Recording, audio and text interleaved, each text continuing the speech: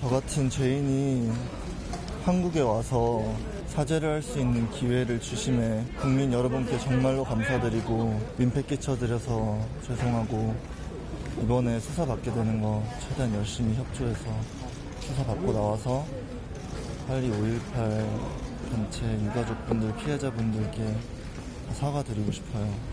그 5.18 유족분들께 사과를 결심한 이유가 뭔가요? 죄인이니까요. 그리고 저의 삶이 소중한 만큼 이 모든 사람들의 삶이 소중하고 저는 지금 살아있지만 그분들은 여기 안 계시니까 저에겐 죄가 있습니다.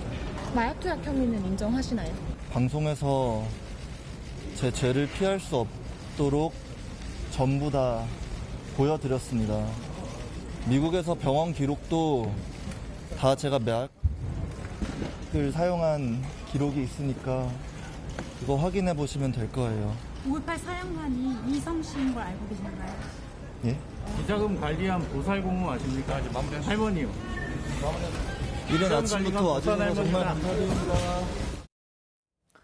자, 입국 모습이었습니다. 오늘 새벽 한 6시쯤이었던 것으로 알려져 있는데 일단 전 씨의 오늘 광주행이 무산된 이유는 전 씨의 설명처럼 마약 투약 혐의 때문입니다. 전 씨는 폭로 이후에 SNS 라이브 방송을 통해서 마약 투약 사실을 직접 언급했었습니다. 그 모습도 이어서 확인하겠습니다.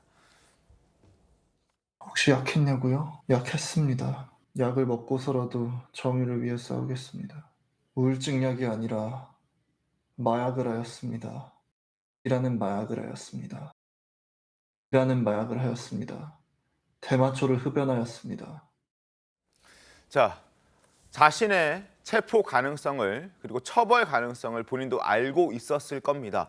그럼에도 불구하고 가족들도 체포의 가능성, 처벌의 가능성을 알기에 만류했었는데 그래도 당당하게 일단 입국은 하긴 했습니다.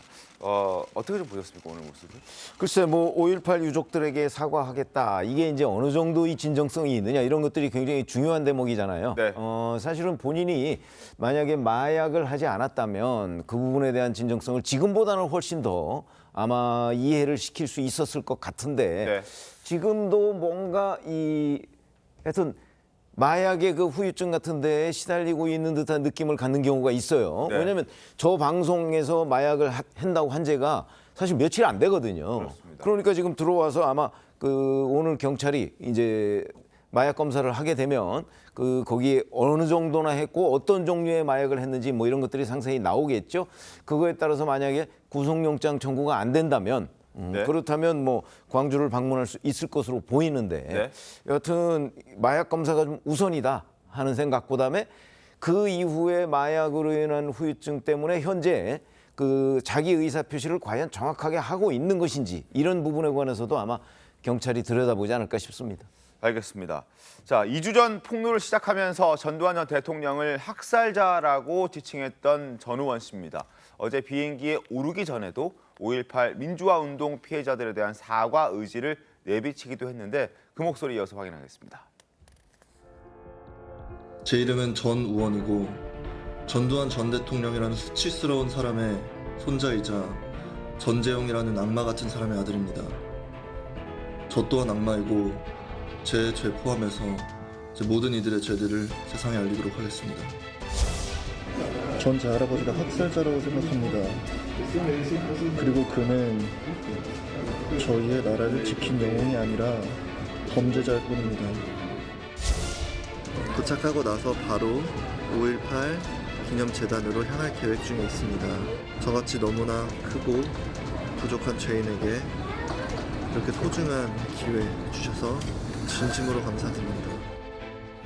자, 설조 변호사님, 일단 계속해서 광주를 가서 사과를 하겠다라는 얘기를 하고 있는데 실제로 유족들이나 피해자들은 입장이 어떻습니까? 오면 사과를 받아주겠다는 입장입니까? 그렇습니다. 그러니까 지금까지 어찌 보면 노태우 전 대통령 같은 경우에는 그 아들인 노재현 씨가 이제 와서 실제로 이제 사과를 하고 뭐 그런 사실들이 또 수차례에 걸쳐서 그런 일들이 있었기 때문에 그 진정성을 받아줬거든요. 근데 유독 전두환 씨 같은 경우에는 그 일가들이 전혀 이 부분에 대해서 언급이 없었어요. 사과라든지 반성이라든지 오히려 전두환 씨 같은 경우는 책을 써서 사자명예훼손으로 고발까지 당했었죠.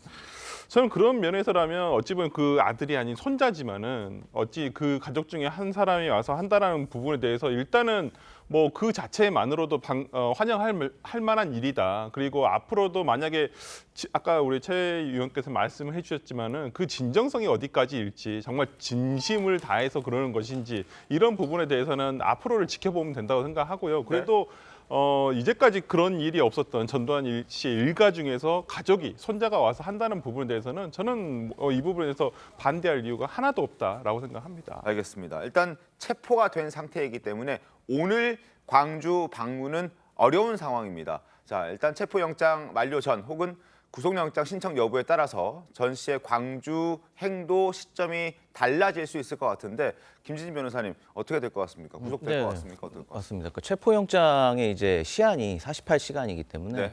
뭐 이 안에 이제 구속영장을 청구해서 계속해서 신병을 확보하려면 이 안에 청구를 해야 되고요. 그리고 실제로 구속영장이 청구가 되면 이제 검찰 수사 단계에서는 최장 20일까지는 이제 신병을 확보할 수가 있습니다. 더군다나 또 계속해서 만약 기소가 되면 네. 그럼 또 1심에서는 이제 최장 6개월 단위도 연장이 되기 때문에 계속해서 아마 신병 확보가 계속된다면 그리고 뭐 아무래도 수사 관행상 한 번 구속영장이 청구가 되면 뭐 구속 재판을 받는 경우가 대부분이기 때문에 네. 뭐 그렇게 되면 당분간은 좀 광주행이 어렵지 않을까 생각은 합니다. 근데 내용 보셔서 아시겠지만 본인도 어쨌든 혐의 사실에 대해서 부인하는 것 같지는 않아요. 내용이 중대하고 마약 사건이고 중대하긴 하지만 본인이 뭐 스스로 이제 자백도 하고 그다음에 뭐 이런 질문에도 본인이 이렇게 마약을 실제로 했다 이렇게 인정하고 있기 때문에 이런 부분이 감안돼서 아무래도 뭐 구속영장 청구가 될지 안 될지 이건 좀 봐야 되지만 저는 구속영장 청구 안 할 가능성도 꽤 높다고 보여지거든요. 그래서 네. 뭐 그렇게 된다면 뭐 본인이 의도한 대로 광주에 가서 뭐 사죄를 하고 이런 부분도 가능할 것 같습니다. 알겠습니다. 상황을 좀 지켜보도록 하겠습니다.